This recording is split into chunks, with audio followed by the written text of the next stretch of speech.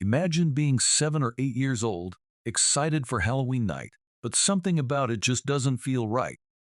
This memory still haunts me.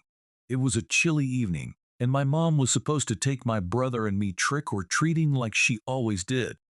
But this time, she dropped me off at my friend Sean's house instead. I was going with him and our other friend, Johnny. They were both older than me, which made me feel both nervous and excited at the same time. I didn't know then that this night would stay with me forever. Sean and Johnny lived around the block from me. I had met them while playing outside one day. But even though we played together often, there was always something a little off about Sean's house. It smelled strange, like cat litter that had never been cleaned. Sean's sister, who was much older than him, was always there, but she barely ever talked to us or even looked our way. She had a different guy over almost every time I visited. I never saw Sean's dad, and his mom was always working. I didn't know much about Sean's family, but it felt like he had way more freedom than I did. That night, I had no idea my mom expected Sean's mom to take us out for trick-or-treating. After dropping me off and saying goodbye, I walked into Sean's house. Johnny was already there, and we all had big pillow sacks, ready to fill them with candy. That's when I learned no adults were coming with us. We were going alone. For a moment, I felt uneasy. I was the youngest, and I wasn't used to having this kind of freedom. At the same time, the excitement of going out on our own made me push the uncomfortable feeling aside. But deep down, I knew if my mom had known, she never would have let us go. As we stepped outside, the excitement took over, and we started our Halloween adventure. The sky was already growing darker, and the air had that cool, crisp feel of fall. I was with Sean and Johnny, and we were ready to collect as much candy as possible. But the whole time, there was this small voice in the back of my mind reminding me how weird it was that no adults were with us. I pushed it away because, after all, it wasn't every day we got to do something like this without any supervision. Johnny, being the oldest, naturally took the lead. He was confident, maybe even a little too much, as he guided us from house to house. Every time someone asked where our parents were, Johnny had the same answer ready. They're up ahead with my sister. It was a lie, of course, but it worked every time. No one seemed to question it.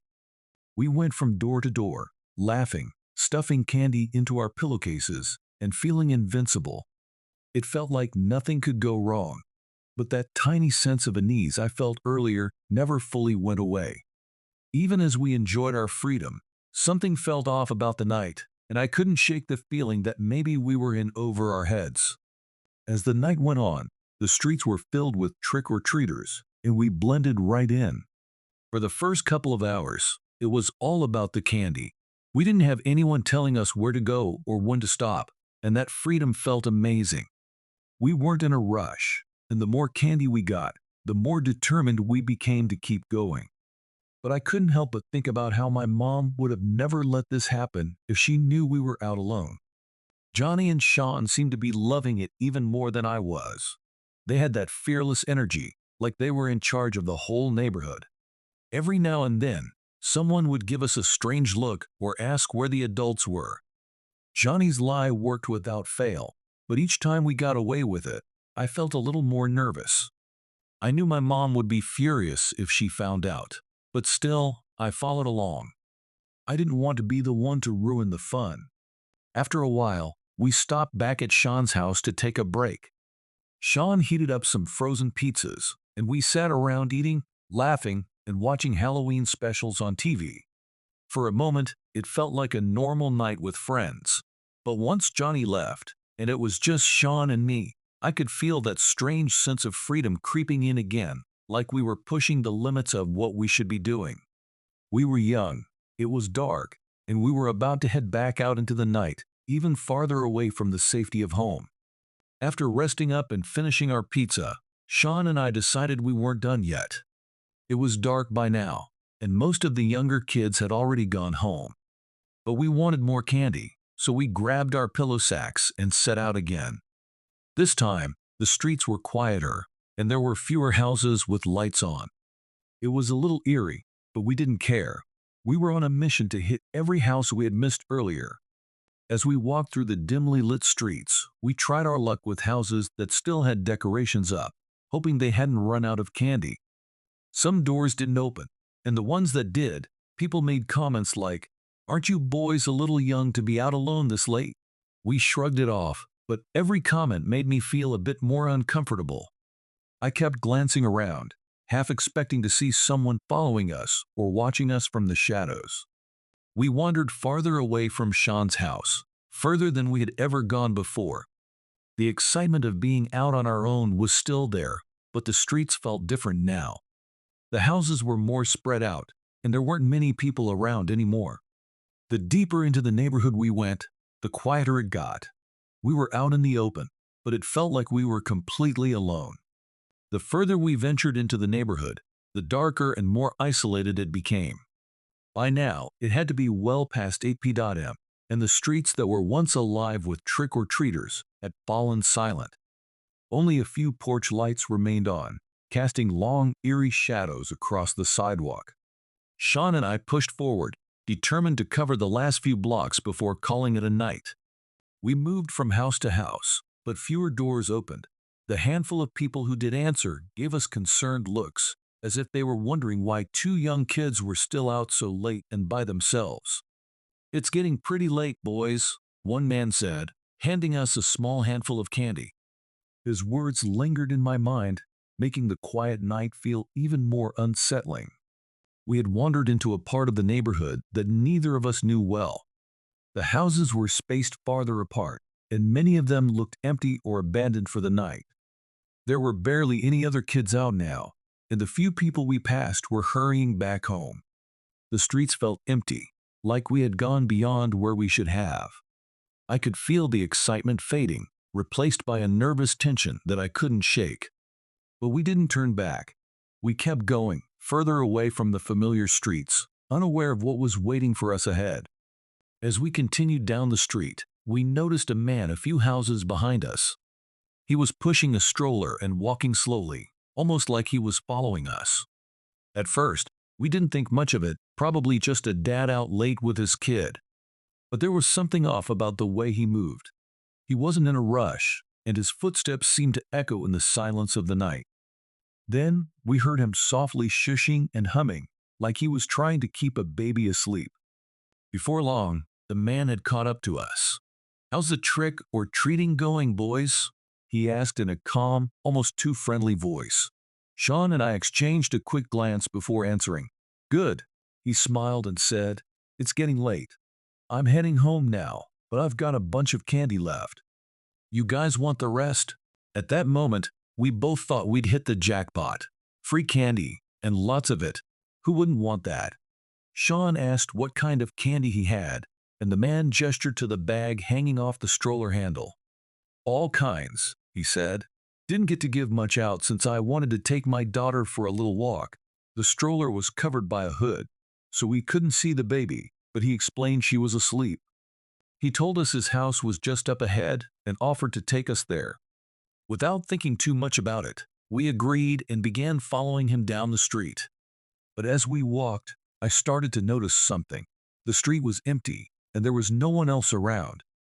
The man was walking faster now, talking to us, asking us questions about where we lived, what school we went to.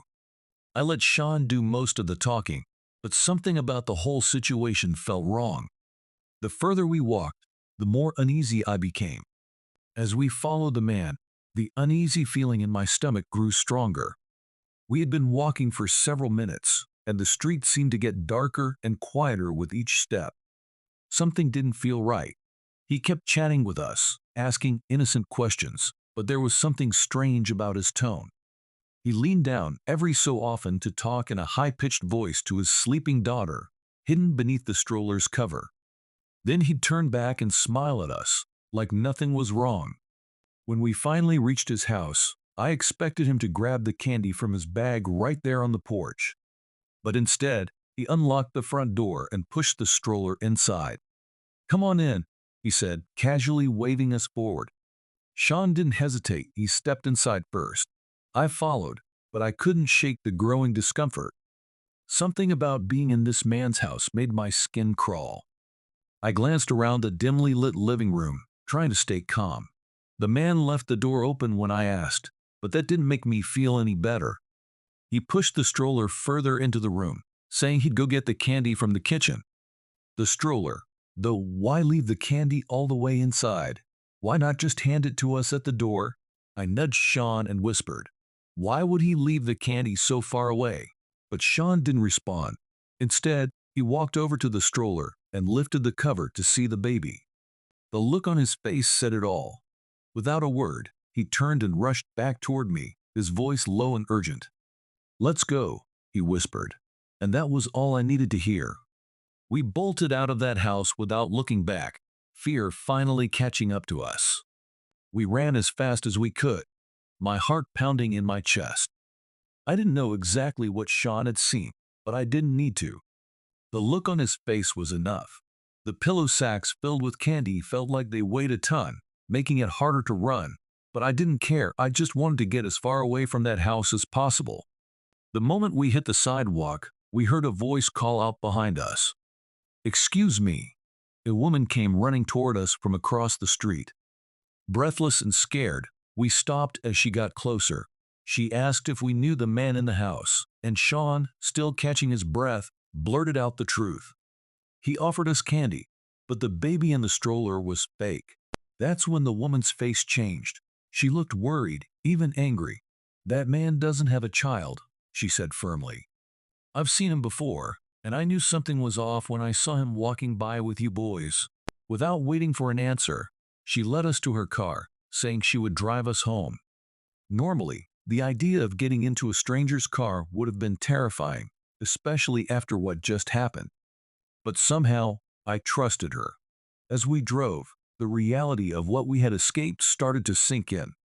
Sean and I didn't say much to each other, but the fear in the car was almost palpable. We knew we had just narrowly avoided something terrible. When she dropped me off, she spoke to my mom, explaining everything that had happened. My mom was shaken, and after I told her the whole story, she called the police right away. I never found out what happened after that night. My parents didn't share the details with me, and I'm not sure if they ever learned what became of that man. All I know is that after that night, I was no longer allowed to go over to Sean's house, and our friendship slowly faded away. Something had changed that Halloween, and things were never quite the same again. After that night, everything changed. My mom, who had always been cautious, became even more protective. I wasn't allowed to hang out with Sean anymore, and I knew she had a long, serious conversation with his mom. Sean and I still saw each other at school, but it was never the same. There was an unspoken distance between us, like the events of that night had built an invisible wall. I never found out what the police did or if they ever caught that man. My parents didn't tell me, and I think they wanted to shield me from the whole situation. I couldn't shake the feeling of how close we had come to something terrible, and for a long time after, Halloween didn't feel fun or exciting anymore. It just reminded me of what had almost happened. Years later, I still think back to that night. It's strange how something that seemed like an innocent adventure can turn into one of the most terrifying memories of your life. That man, his fake stroller, and that creepy smile, none of it ever truly left my mind. I was lucky that night, but the fear it left behind stayed with me, a constant reminder that sometimes the scariest things are the ones you never see coming. Second story. Halloween night can be filled with fun and excitement, but for me, it turned into a nightmare. It was 2016, and I was stuck at home, handed the task of giving out candy to kids who came to our door. My mom had bought a mountain of sweets, more than we could ever eat. I remember thinking how strange it was that we lived on a quiet cul-de-sac. Most kids preferred to go to houses in busier areas, leaving us with very few trick-or-treaters. As the sun went down and darkness wrapped around the neighborhood, I sat near the front door, waiting. The sound of laughter and shuffling feet echoed in the distance, but our street was mostly silent. I could hear my dog, Vito, barking excitedly each time the doorbell rang. The few kids who did come by were loyal, returning each year because they knew we always had the best candy. But as the clock ticked on, I started to wonder if anyone else would show up. Little did I know that the calm of the evening would soon give way to something far more sinister. As I settled in for the night, I kept my phone close, scrolling through social media while keeping one ear open for the doorbell.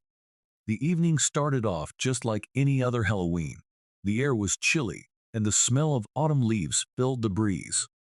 I could hear the faint sound of kids shouting in excitement and parents laughing in the distance. But as time went by, those sounds faded away. It felt like the world outside was slowly quieting down. With each passing hour, I became more restless. I had already given out candy to only a handful of children, and my excitement was beginning to wane.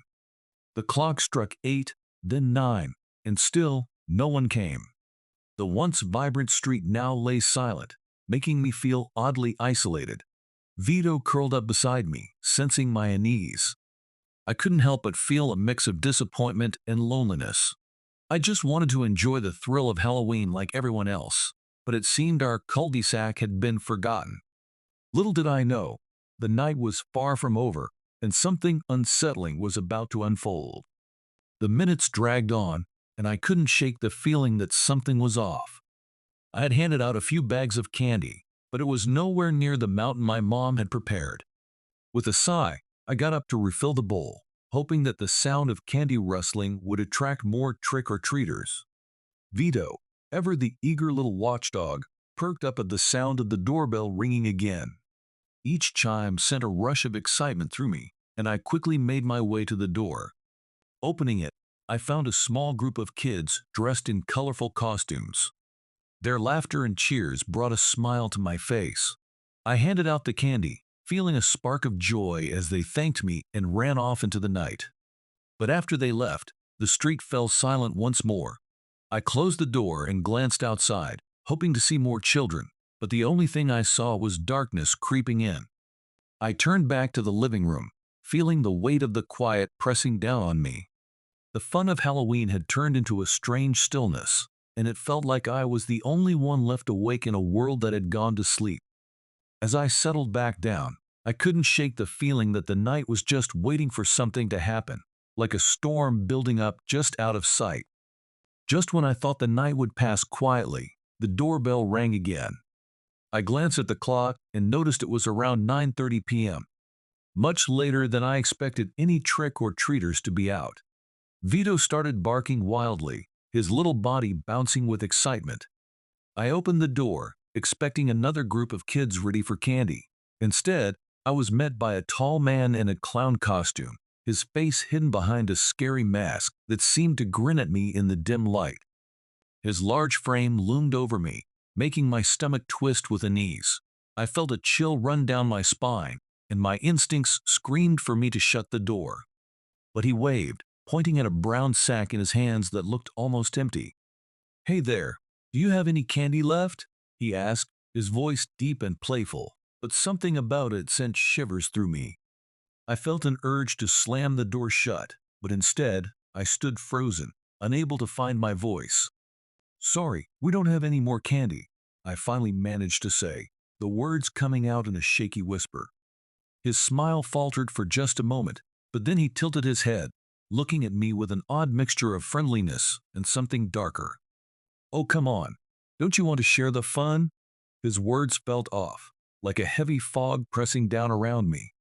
The laughter and chatter of children outside seemed to fade, replaced by an unsettling silence that hung in the air. My heart raced as I wondered what this strange clown would do next. I took a step back, instinctively trying to create some distance between us. "I really don't think we have anything left," I repeated, this time firmer. The words felt like a shield, but I could tell it only fueled his determination. His smile widened, and he pointed again at the sack in his hand. "I promise I won't bite. Just a little something for an old clown like me." As I stood there, my mind raced with thoughts of what could happen next. I felt a wave of regret for even opening the door.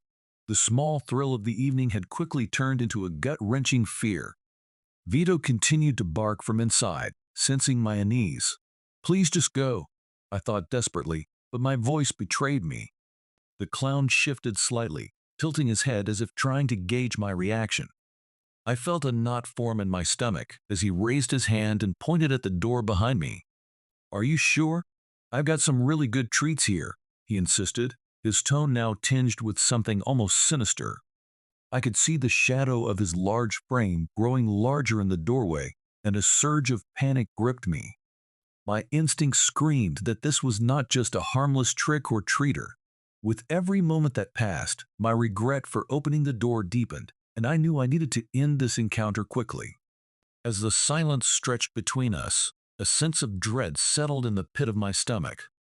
I could hear Vito barking louder, the sound echoing in the back of my mind, urging me to get away from the door. I took a shaky breath and decided it was time to shut this down. "I really need to go," I said, trying to sound as confident as possible. Just as I started to close the door, the clown's voice turned sharper. "Don't be rude. I'm just trying to make Halloween fun." He reached out, blocking the door with his hand. Panic surged through me. I pushed against the door, feeling my heart race as I fought to shut it. The doorknob rattled, and I could hear him pressing closer, his laughter spilling out into the night like poison. I stumbled back, feeling the weight of his presence pushing into my home. I could hear him knocking now, each thud resonating in my chest like a drum. I rushed to the staircase, gripping the railing tightly as I glanced back. I was terrified of what might happen next. My phone lay on the table nearby, but I hesitated. Would it be too late to call for help? The doorbell rang again, and this time I felt the latch snap as he forced the storm door open. The sound was horrifying, and I quickly darted up the stairs, my mind racing. I could hear his heavy footsteps following me, the sound growing louder as I reached my room. I shut the door behind me, my breath quickening as I leaned against it, trying to silence the chaos around me. My heart pounded as I pressed my back against the door, praying it would hold against whatever was coming. I could hear the clown's footsteps stop just outside the room, the silence stretching painfully. The only sound was my own heavy breathing and Vito's frantic barking, which had turned into a low growl. I glanced around my room, searching for anything I could use to defend myself. Suddenly, I heard the doorknob rattling again, and dread washed over me. The clown's voice broke through the silence, laced with an unsettling calm. "You can't hide forever. Just let me in, and we can have some fun." Each word felt like a chill running down my spine. I could hardly think, the sheer terror making it hard to focus. I grabbed my phone, fingers shaking as I tried to dial my family. I knew they wouldn't be home for a while, and the thought of being completely alone in this situation terrified me. I sent a quick text to my group chat, hoping someone would see it. "There's a clown at the door. I'm scared." But I knew help could be a long way off. The sound of footsteps grew louder, followed by a loud bang against the door. "Let me in," he shouted, his voice now a twisted mix of anger and amusement. "I just want to play." I felt my stomach drop as I realized that he wasn't just going to give up. I needed to find a way to protect myself, and fast. I held my breath, trying to listen through the chaos. The clown's persistent knocking echoed like thunder, and I could feel the walls closing in around me. My heart raced as I peered through the blinds, hoping to catch a glimpse of what was happening outside. Then, just as I turned my gaze back, I heard a soft thumping noise coming from my bedroom window. I froze, my breath hitching in my throat. The thumping grew louder, accompanied by a faint rustling sound. My mind raced with possibilities, but I felt drawn to the window, curiosity battling against fear. I stepped closer, and as I slowly pulled the blinds apart, I wished I hadn't. There he was, the clown, his mask twisted into a grotesque grin, staring right back at me. He tilted his head, as if examining me, his eyes glinting with a manic excitement that made my blood run cold. I couldn't move. The shock of seeing him so close, outside my window, shattered whatever resolve I had left.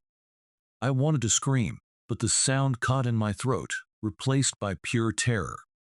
The mask looked even more terrifying up close, the painted smile stretching unnaturally wide. I backed away from the window, my heart racing, but he didn't move.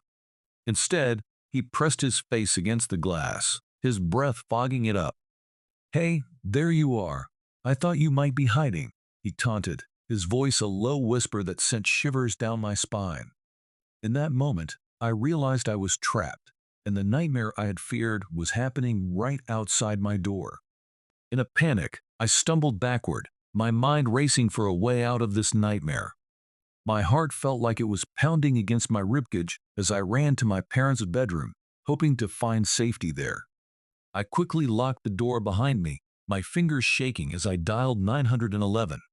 I could barely catch my breath, the fear tightening its grip around me. The operator's voice came through the line, steady and calm. "911, what's your emergency?" I tried to speak, but my voice trembled as I stammered out the words. "There's a man. A clown. He's trying to get into my house." I could hear my own fear echoing back to me, but I was determined to keep talking. I repeated the address, my mind racing with the need for help. "Stay on the line," the operator instructed. "Can you tell me if he's inside the house?" I glanced toward the door, my heart pounding louder than ever. "No, he's outside, but he won't leave. Please hurry." The operator assured me help was on the way, but every second felt like an eternity. I could still hear the muffled sounds of the clown outside, taunting me with each passing moment.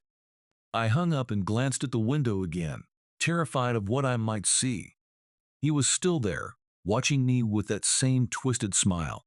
My breath came in quick gasps as I tried to think of what to do next. I had to stay quiet and hope the police would arrive soon. But as I listened to the sounds outside, I couldn't shake the feeling that the worst was yet to come. Time dragged on as I waited, my heart racing with each sound outside. Every creak and rustle felt amplified, and I pressed myself against the wall, trying to stay as quiet as possible. Minutes felt like hours, and just when I thought I couldn't bear it any longer, I heard sirens in the distance. Relief washed over me, but it was quickly followed by dread as I realized the clown was still lurking outside. The police arrived, their lights flashing and illuminating the darkened street. I heard their voices, commanding and firm, as they approached my house. I cautiously unlocked the bedroom door and peered out, watching as the officers moved around outside. The sight of them filled me with hope, but the fear of what they might find kept me frozen in place. When one of the officers knocked on my front door, I rushed down the stairs to let them in. They stepped inside, quickly assessing the situation. I explained everything that had happened, my voice shaky as I recounted the terrifying events of the night. They assured me they would check the perimeter and find the clown. As they moved through the house, I felt a small sense of safety return. After a thorough search, the officers came back to me with grim expressions. "We didn't find anyone outside," one of them said, concern etched on his face. "But we'll keep an eye on the area tonight." My heart sank at their words. Had he really just vanished? The thought made me shiver. As the officers left, I stood at the door, staring out into the darkened street. I knew that the memory of this night would haunt me for a long time. Halloween had turned into a nightmare, and while I felt grateful that I was safe, the uncertainty lingered. What if he returned? What if there were more like him? Those questions buzzed in my mind, reminding me that fear can often linger long after the danger has passed. Halloween weekend is always full of excitement, but that year was different. The air buzzed with anticipation as my friends and I searched for a party to go to, wanting to make the most of our costumes. We had big plans, and our excitement grew as we tossed around ideas for the night. Each of us had come up with hilarious costumes that we couldn't wait to show off. But as Saturday approached, it became clear that finding a party wouldn't be as easy as we thought. Every place we tried was sold out or had strict guest lists. We felt the pressure building as we struggled to find a fun way to celebrate. Halloween is supposed to be thrilling and memorable, but instead, it was looking like a letdown. Just when I thought we might have to settle for a quiet night at home, my friend Kate had a brilliant idea. She decided to post on her Instagram and Snapchat stories, asking if anyone knew of any parties. At first, I thought it was a bit desperate, but I also felt a rush of hope. Maybe someone would see her posts and come through with a last-minute invitation. To our surprise, not long after she shared the message, Kate received a response from someone we didn't even know. The message was brief but promising, offering details about a party happening that very night. As we gathered around to read it, a wave of excitement washed over us. This could be our chance for the Halloween night we had been dreaming of. Little did we know, this was just the beginning of a night that would change everything. With the details in hand, our excitement reached a fever pitch. The invitation included an address, a start time, and a few strange rules like bringing a girl for every guy. We didn't think much of it at the time, we were just thrilled to finally have a place to go. Halloween parties are all about fun, laughter, and the chance to let loose, and we were ready to dive in headfirst. We met at Shauna's house to get ready, buzzing with energy as we pre-gamed. The living room was filled with laughter, music, and the smell of snacks as we mixed drinks and finished putting on our costumes. My friends and I admired each other's outfits, each costume more creative than the last. It felt like we were stepping into a world of endless possibilities, and I couldn't wait to see what the night had in store for us. As we finished getting ready, we snapped a few photos to capture the moment, each smile hiding the thrill of the night ahead. We called an Uber, our laughter ringing out as we piled into the car, ready to make memories we hoped would last a lifetime. But in the back of my mind, a small voice whispered that sometimes the best laid plans can lead to unexpected places. That night, we were about to discover just how true that was. Once we arrived at the party location, a mix of excitement and nerves bubbled up inside me. The house was larger than I expected, with a spacious front yard that was already filled with cars. As we stepped out of the Uber, the bass from inside the house thumped loudly, promising a lively atmosphere. We could see groups of people laughing and chatting as they made their way inside, and I felt a rush of adrenaline. This was what Halloween was all about: friends, costumes, and fun. As we entered, the dim lighting set a spooky yet festive mood.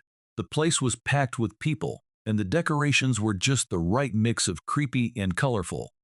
I noticed a few familiar faces, but most of the crowd was a blur of costumes and laughter.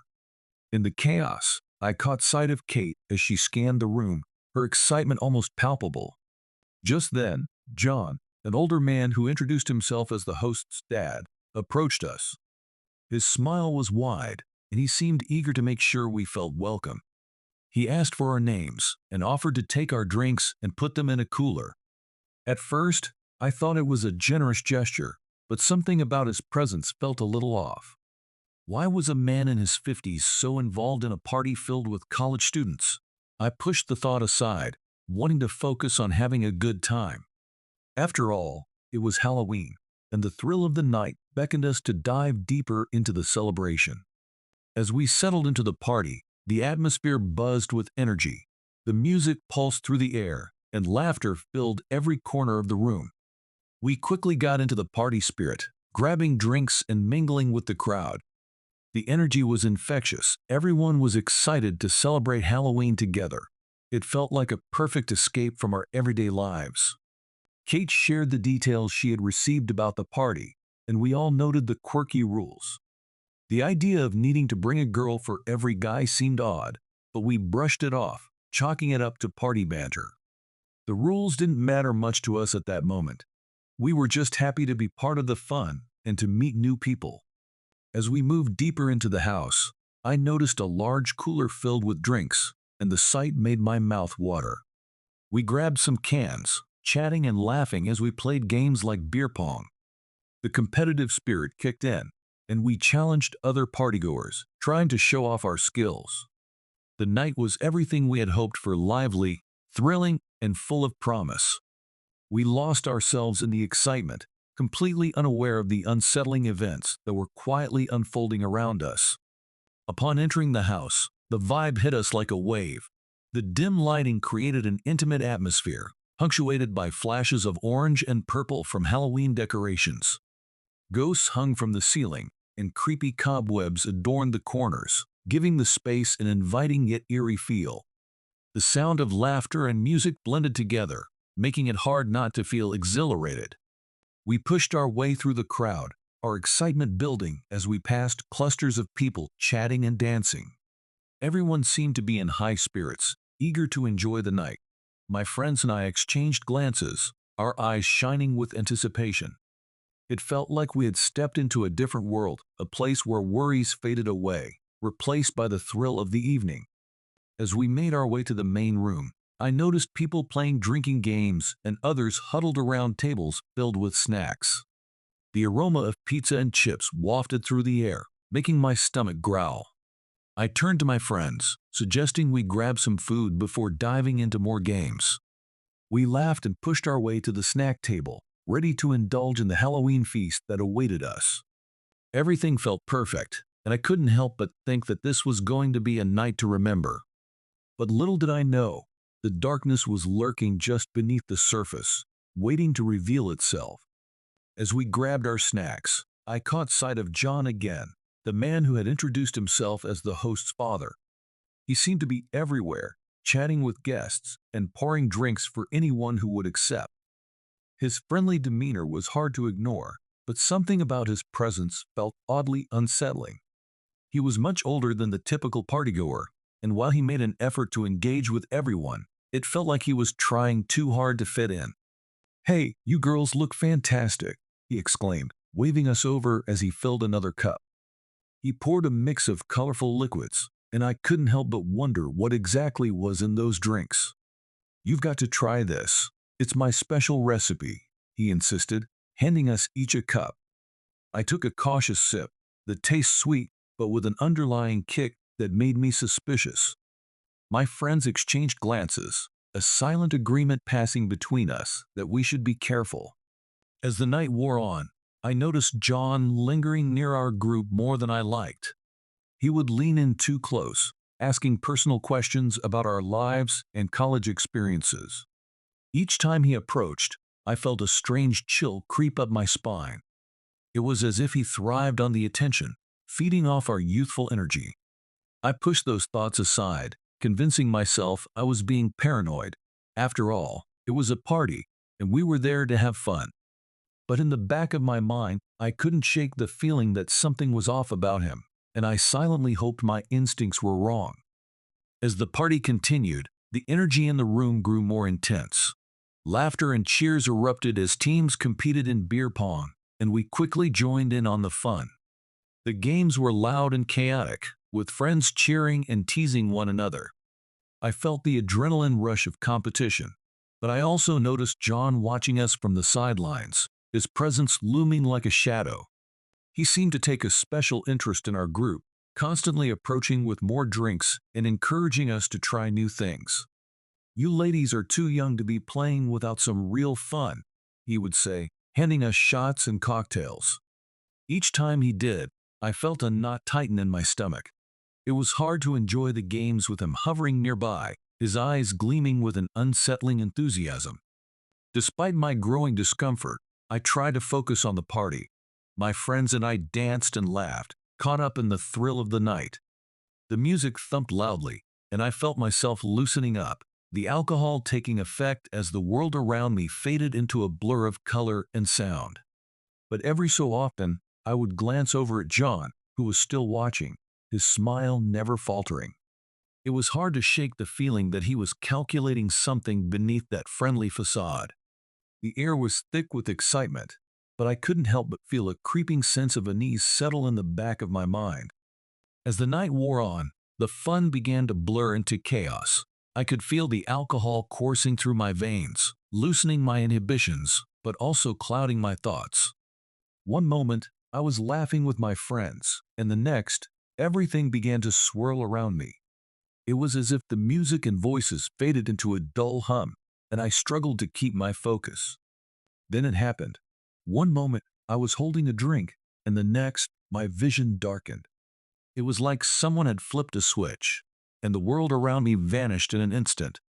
I felt a wave of disorientation wash over me, and I couldn't remember what I had been doing just moments before. When I finally came to, I found myself in the back seat of a car.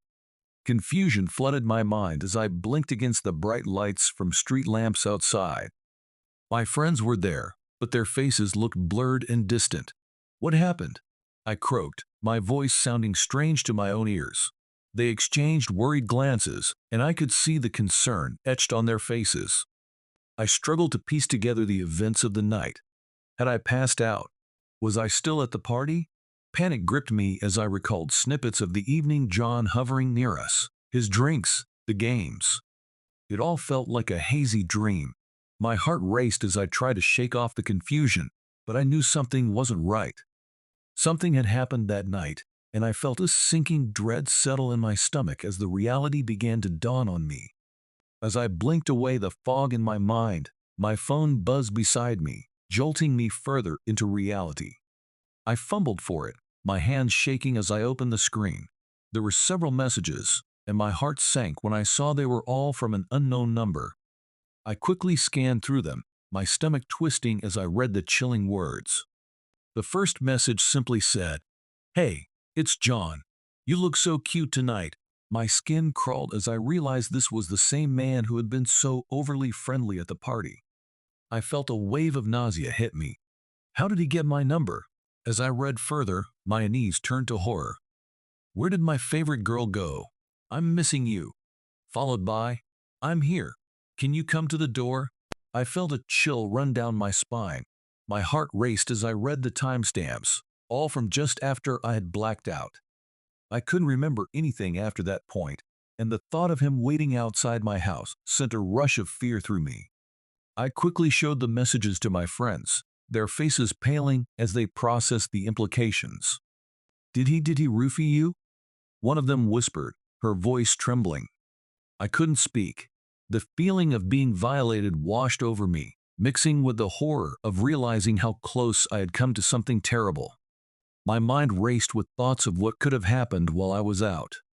The fun of the night had turned into a dark nightmare, and I suddenly felt very vulnerable, trapped in a situation I hadn't anticipated.